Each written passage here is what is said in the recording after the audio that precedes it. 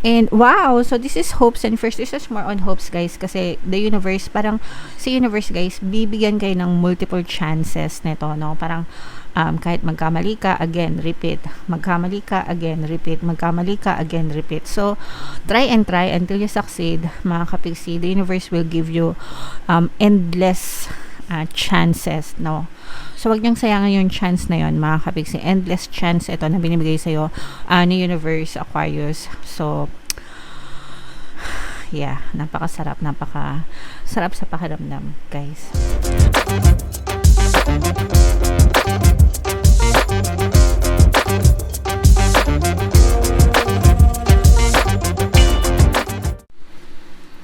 Hello guys, hello Aquarius, welcome back to Pinoy Pixie Tarot. Ang pamangit ng episode natin for tonight is Story Mo Ba To? Ito isang timeless reading, mga kapixie, para sa Aquarius, Sun, Moon, Rising, Sign, and Venus.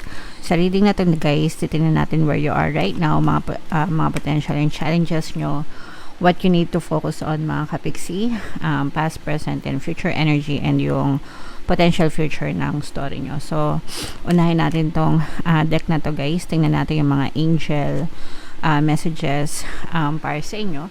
So, meron tayong leadership message guys.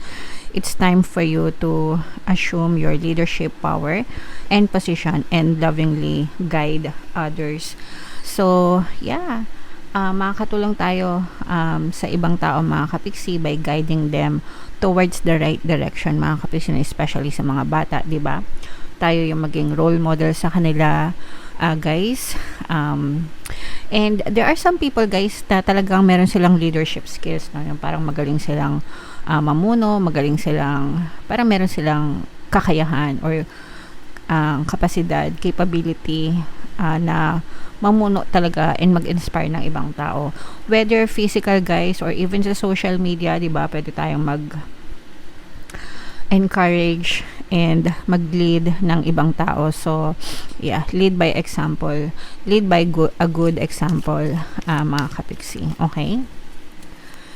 Another message for you, Aquarius. Ato, hindi naman to magre-resonate sa lahat, guys. But if feeling mo naka-resonate sa inyo, guys, take that message. Yung iba sa inyo guys, maaaring magkaroon ng career transition, no? Change, pagbabago sa career, sa karera, sa trabaho, sa source of income guys, no? So your life purpose is triggering a blessed career change, mga kapigsi. So magre-resonate ito especially do sa mga active na talaga nag-iisip na mag-apply ng ibang trabaho, lumipat ng trabaho, mag-shift ng career, mag-shift ng source of income. So, if meron kayong mga ganong klaseng thoughts, mga kapixie, this message is for you, guys. Okay? And another message for you guys, peace, kapayapaan. Wow, i-embrace nyo na to guys, i-mind nyo na yan sa comment section, guys. Peace comes from remembering that only love is real. Focus on love, focus on light, mga kapixie. Mag-focus sa kapayapaan. Kapag magaganda lang yung nakikita natin sa ibang tao or sa mga sitwasyon sa paligid natin, ini-eliminate natin yung nega, doon talaga may experience nyo yung tunay na kapayapaan, mga kapixie. So, i-mind nyo na to guys. Mind kapayapaan, mind pagbabago sa career. Yan. So, comment down below if naka-resonate kayo. So, tingnan natin yung ganap sa inyo guys. Shuffle ko to. Habang sinashuffle ko to, panoorin nyo muna yung video natin regarding sa ating paano mag-manifest ng abundance video course. Kapiksi, sawa ka na ba sa mga struggles at hirap sa buhay mo? Masipag ka ba at masikap sa buhay ngunit hindi ka pa rin umaasenso? Ilang beses ka na bang nag-attempt magnegosyo at mag-invest pero palagi ka pa rin nalulugi? Sa pagkakataon na ito ay maaaring may subconscious beliefs ka na nagiging balakid sa iyong pag-unlad at pagyaman. Introducing, paano mag-manifest ng abundance video course. Dito ay matututunan mong ma-overcome ang mga balakid mo para tuluyan ka ng umunlad, umasenso, sumagana, maging matagumpay, successful at maswerte sa iyong kabuhayan, pera, trabaho, negosyo sa lapi at kaperahan ng bonggang-bongga. Dali, mag-send na ng email sa pinoypixie@gmail.com at simulan na ang iyong pagyaman ngayon. Alright, so sa lahat ng gusto mag-avail ng course guys, naka-flash sa screen nyo. Una, meron tayong paano mag-manifest ng abundance video course. Meron din tayong paano mawala ang third party at magkaroon ng harmonious na relationship. And meron din tayong paano pabalikin si ex, revised breakup. So sa mga interesado guys, mag-send lang kayo ng email sa pinoypixietaro@gmail.com. So, Aquarius guys, kayo ang represent ng King of Swords. Kung ano na lang yung makaresonate sa inyo guys, take that message kasi hindi lahat ng mensahe ay magre-resonate sa inyo mga kapiksi. So, where you are right now, guys, meron kayong inaantay, no? Parang hindi kayo makasulong-sulong sa buhay nyo mga kapiksi kasi you keep on looking back sa inyong past, no?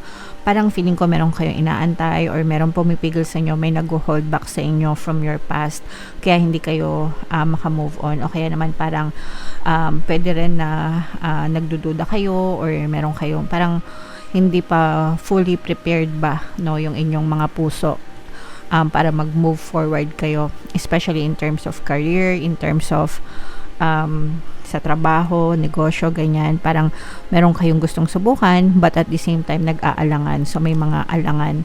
Parang nasa alanganing posisyon yung iba sa inyo mga kapiksi. Potential and challenges. This is more on this is both potential and challenge mga kapiksi kasi nagiging challenge siya sa inyo guys kasi parang hindi pa, you're still seeking, naghahanap pa kayo, no? Parang hindi pa siguro malinaw yung isip nyo, kaya hindi pa kayo makamove forward, hindi pa buo yung desisyon nyo mga kapiksi. Pero kapag ka dumating naman sa inyo yung final answer, kumbaga doon na magsisimula na magkaroon ng movement sa buhay nyo.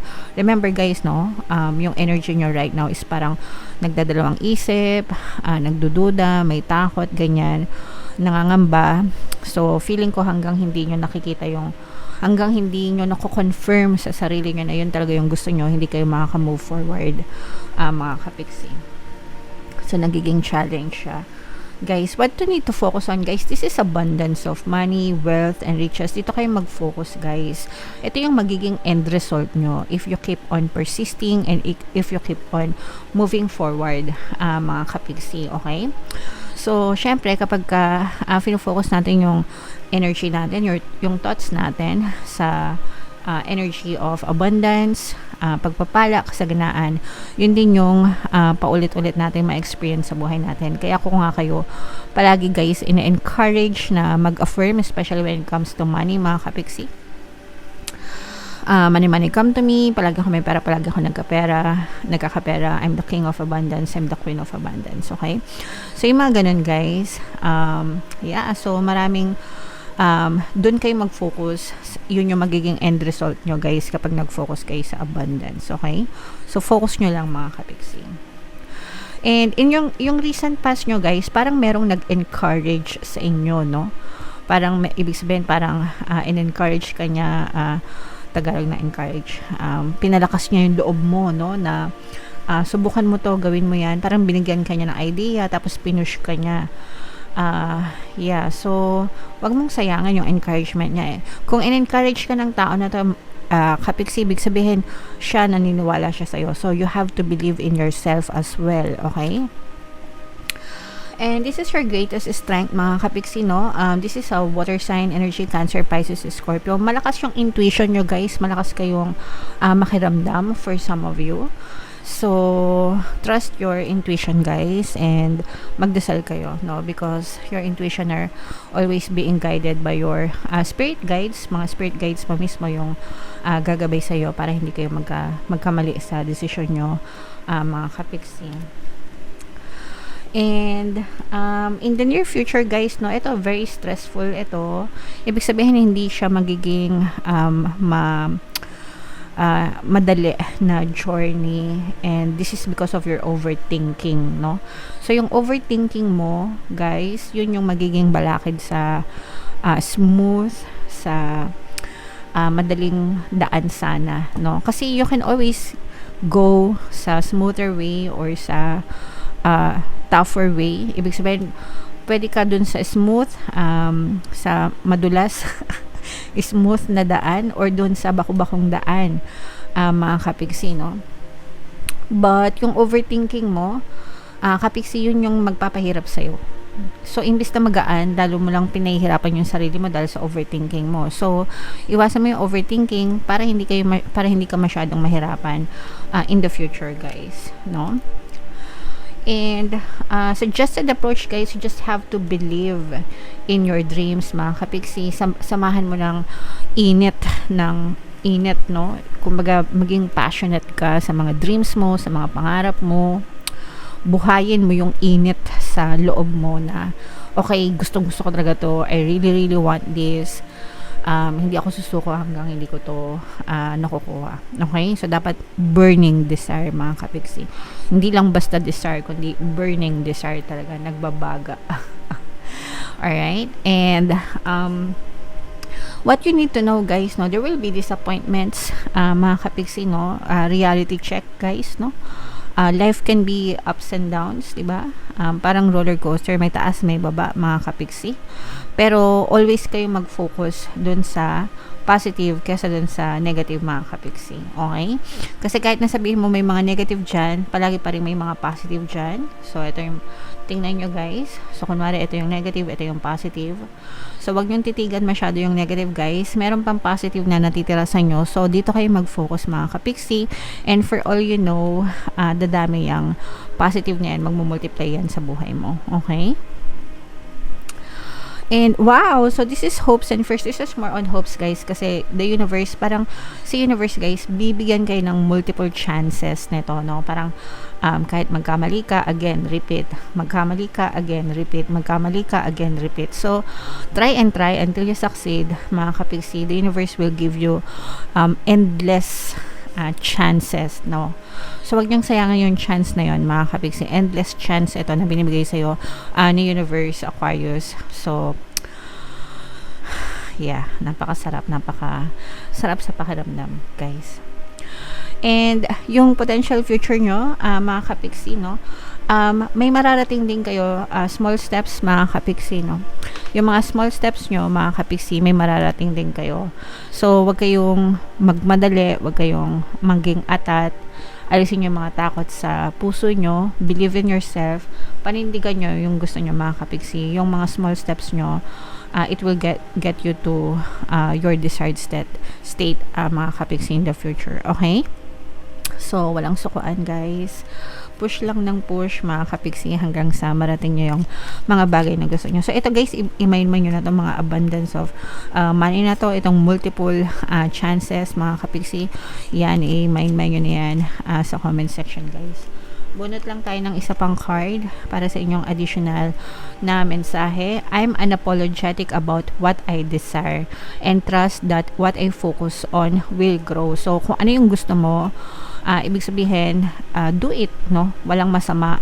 Basta wala kayong inaapakan na ibang tao, mga kapiksi, it doesn't matter kung maliit or malaki yung gusto nyo. Kahit malaki yung gusto nyo ma-achieve sa buhay nyo, claim it. It's yours. Deserve mo yun, mga kapiksi. So, just focus and you can have it, guys. Okay? Alright. So, yeah. Comment down below, mga kapiksi, if feeling nyo naka-resonate kayo dyan. And lahat ng mga magaganda dito, guys, i-mind nyo na sa comment section. For more tarot readings, guys, ito yung playlist nyo. Ito naman yung ating success stories ng paano mag-manifest ng abundance video course. Thank you for liking, sharing, and subscribing, guys. See you next time. I love you all. Have a nice day. Bye-bye.